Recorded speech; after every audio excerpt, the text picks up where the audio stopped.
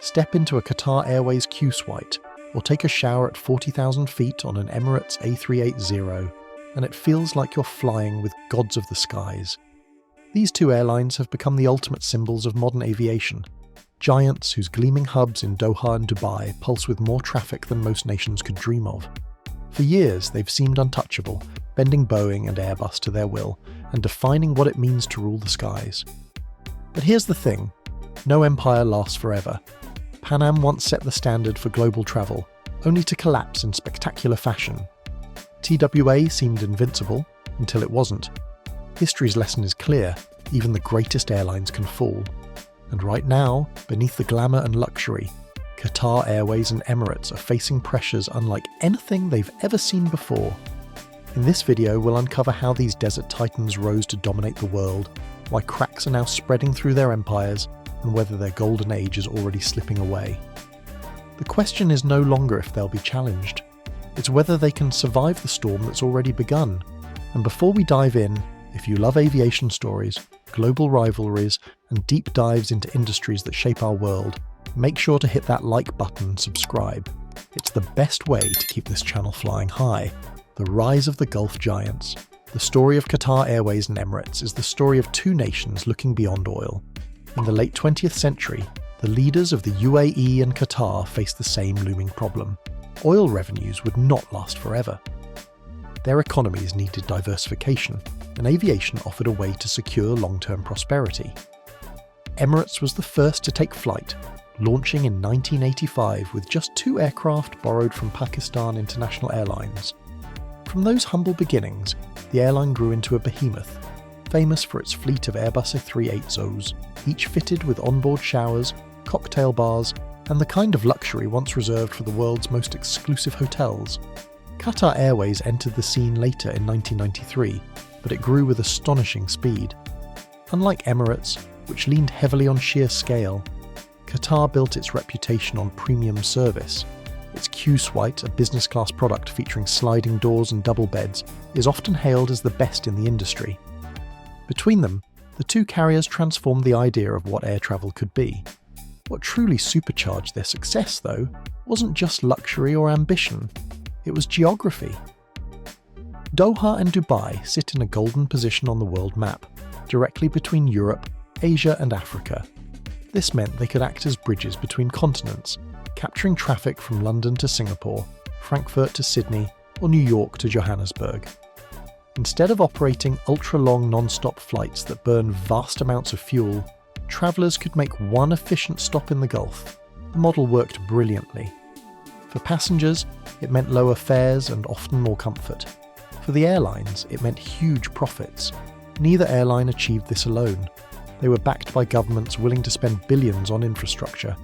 New airports rose from the desert, gleaming architectural marvels designed not just for efficiency, but also for spectacle.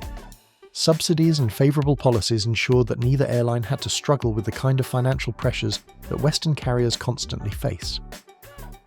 By the 2010s, Qatar Airways and Emirates had become more than airlines. They were symbols of national power and ambition, projecting influence far beyond the desert sands. But here's the thing about dominance. Once you're at the top, everyone wants a piece of what you have.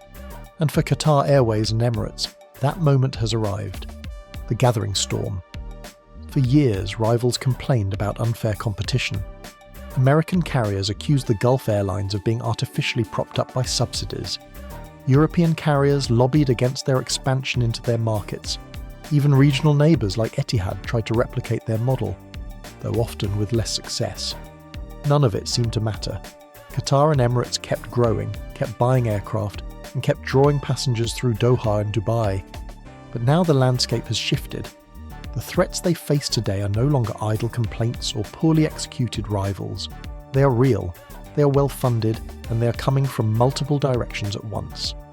The first threat is regional, in the form of Saudi Arabia's brand new airline, Riyadh Air. The second comes from across the Arabian Sea, where India is finally awakening to its true aviation potential.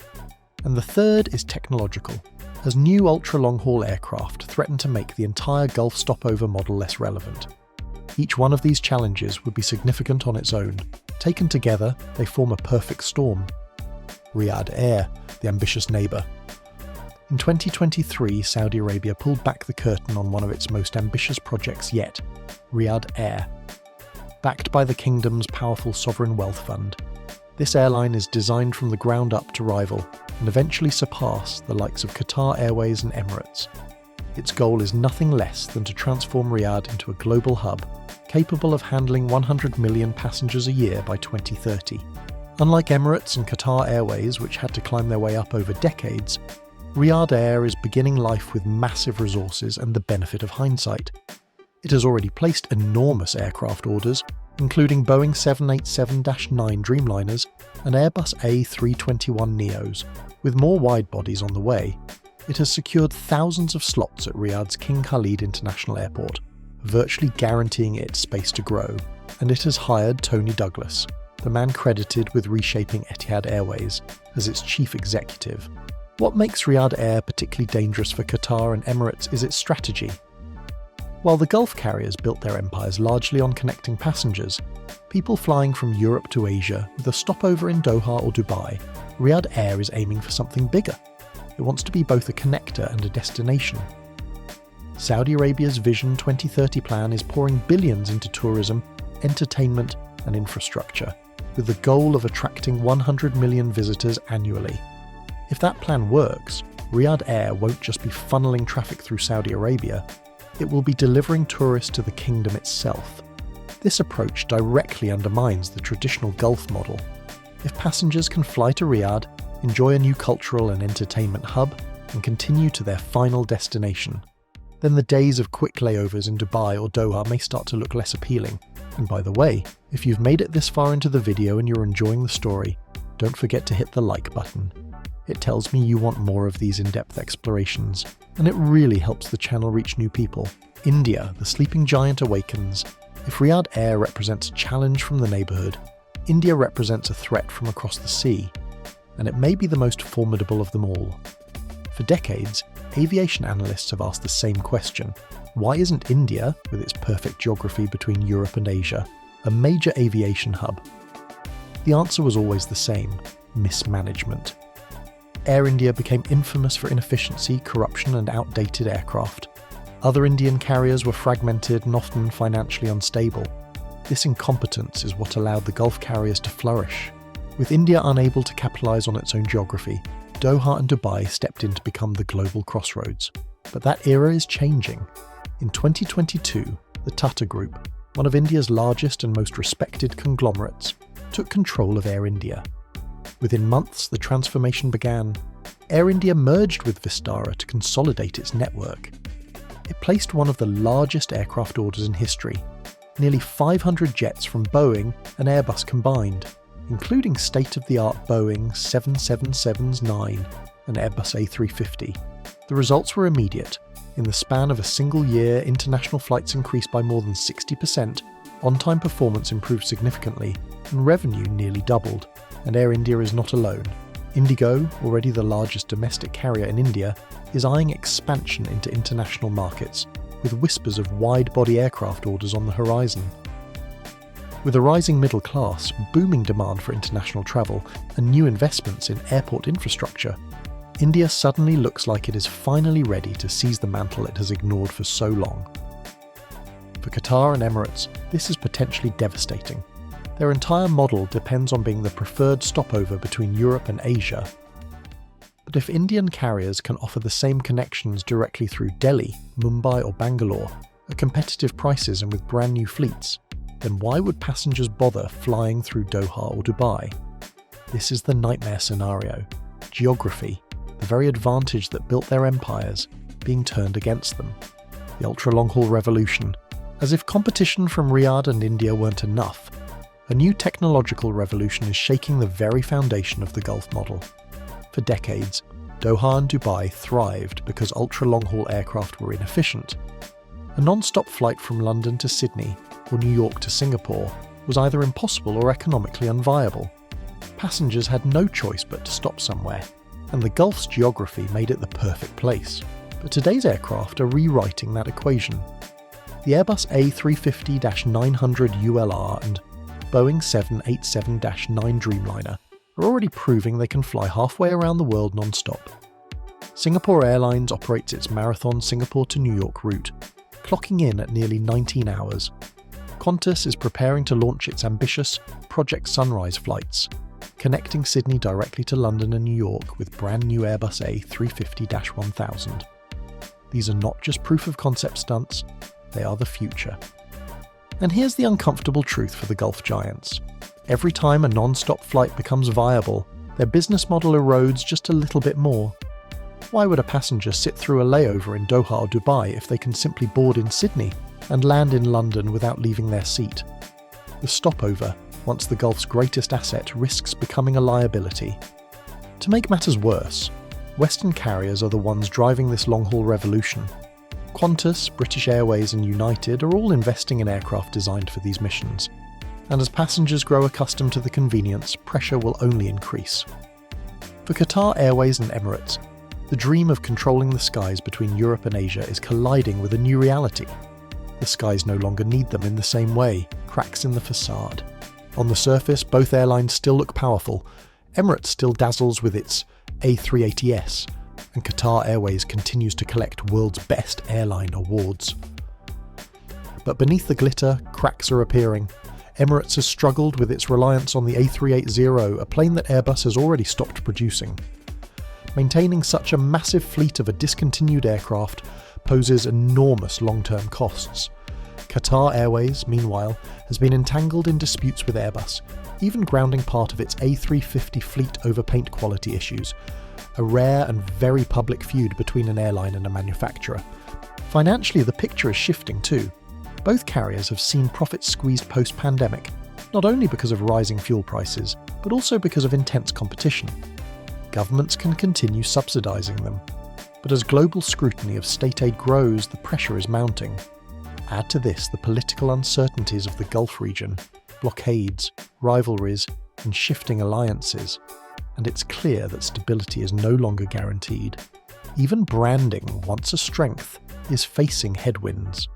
For years, flying Emirates or Qatar Airways meant experiencing something truly unique. But as other airlines invest heavily in cabins, Wi-Fi and service, that distinction is fading. Delta, United and even Air India's new fleet promise a level of comfort that narrows the gap. The exclusivity of Doha and Dubai is no longer enough to draw passengers on its own. Fighting back. Still, it would be a mistake to write Qatar Airways and Emirates off too quickly. Both airlines are masters of adaptation, and they are already fighting back. Emirates has doubled down on luxury, upgrading its first-class suites into miniature hotel rooms, with floor-to-ceiling sliding doors and virtual windows. It is also refurbishing more than 120 aircraft to keep them competitive well into the next decade. Qatar Airways has leaned even harder into its reputation for service, expanding its Q-Suite offering and forging strategic partnerships through the One World Alliance. Both carriers are also investing in sustainability, recognizing that the future of aviation will be judged not only on comfort, but also on carbon emissions. They have ordered next-generation aircraft like the Boeing 777X, which promises greater efficiency and range, while also experimenting with sustainable aviation fuels. These moves are not just about staying competitive, they're about signalling to the world that they remain leaders, not relics. And then there's the power of their hubs. Dubai International remains one of the busiest airports in the world, while Doha's Hamad International consistently ranks among the best. These airports are more than transit points. They are destinations in themselves, filled with luxury shopping, entertainment and architecture, designed to leave travellers in awe. For now at least, that remains a powerful draw, the future of the Gulf giants. So what does the future hold for Qatar Airways and Emirates? The answer may not be a dramatic collapse, but rather a slow erosion of dominance. They will remain major players in global aviation, but their days as untouchable superconnectors are numbered. Riyadh Air will chip away at their regional supremacy. India will reclaim the traffic that once flowed through the Gulf. And ultra-long-haul aircraft will continue to eat into the very foundation of their model. What emerges may be something new. Emirates might evolve into a true luxury carrier, focusing less on sheer scale and more on offering the best experience money can buy. Qatar Airways may continue positioning itself as the premium business traveller's airline, leveraging alliances and service quality to stay relevant. Both will survive, perhaps even thrive, but not in the way they once did. And maybe that's the lesson here. Aviation is an industry built on constant reinvention. No airline, no matter how powerful, can escape change. The skies are unforgiving, and the winds of competition never stop shifting.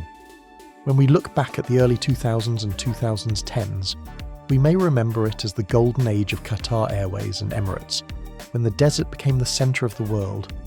Their rise was breathtaking, their influence undeniable, and for many travellers their service defined what it meant to fly in style. But golden ages never last forever. Just as Pan Am, TWA and countless others discovered before them, aviation rewards innovation and punishes complacency. The Middle East titans will continue to soar for now, but the skies are crowded, the competition is relentless, and the age of the Gulf superconnector is closer to twilight than dawn. And that's the story. If you enjoyed this deep dive into the shifting tides of aviation, don't forget to like, share and subscribe. It helps this channel grow and tells me you want more stories like this one. Until next time, keep your seatbelt fastened, because the future of aviation is going to be one turbulent ride.